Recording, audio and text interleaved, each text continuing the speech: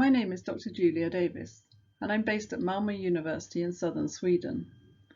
I would like to give you an update on the progress within this OHE Edu Erasmus Plus funded project in relation to Intellectual Output 7, the creation of a glossary of terms used in oral health professionals' education.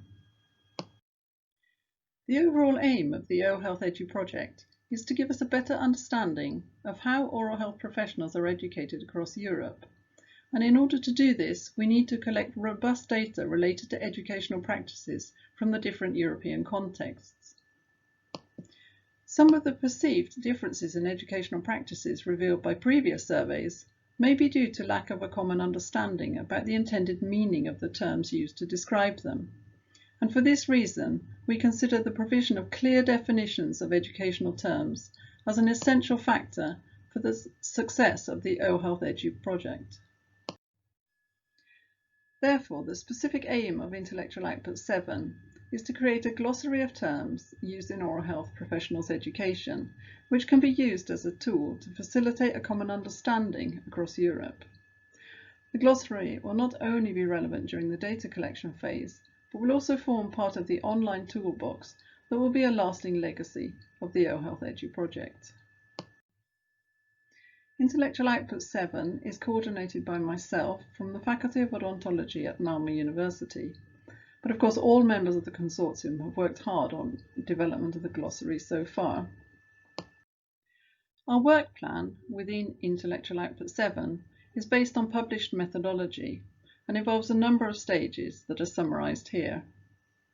In step 1, terms to be included in the glossary are identified through a broad scan of relevant literature, and after adjustment according to agreed inclusion and exclusion criteria in step 2, definitions are assigned by the multinational group of experts in oral health professional education involved in the project.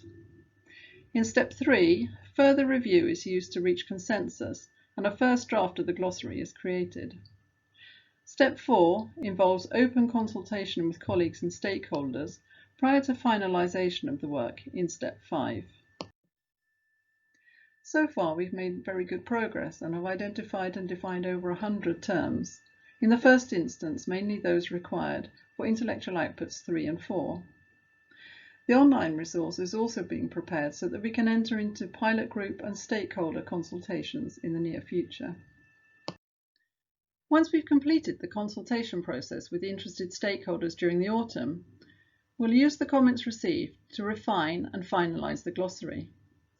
This will then feed in as an important resource to Intellectual Outputs 3 and 4. We'll also then extend the scope of the glossary to include other terms, which may not be included in the questionnaire, but which are of interest to those working in oral health professionals' education. The glossary will then be submitted for publication. Finally, we've already paved the way for inclusion of the glossary as an important element in the online toolbox, which will be developed within the project, and hopefully it will serve as a valuable resource for all educators with an interest in education of oral health professionals over the years to come. So, on behalf of the group, I would like to thank you for listening. I hope that this presentation has given you a clear summary of what we've been doing within Intellectual Output 7. And if you have any questions, you're very welcome to contact me at the email address shown here, or you can visit the OHE Edu website, and the link is also shown here.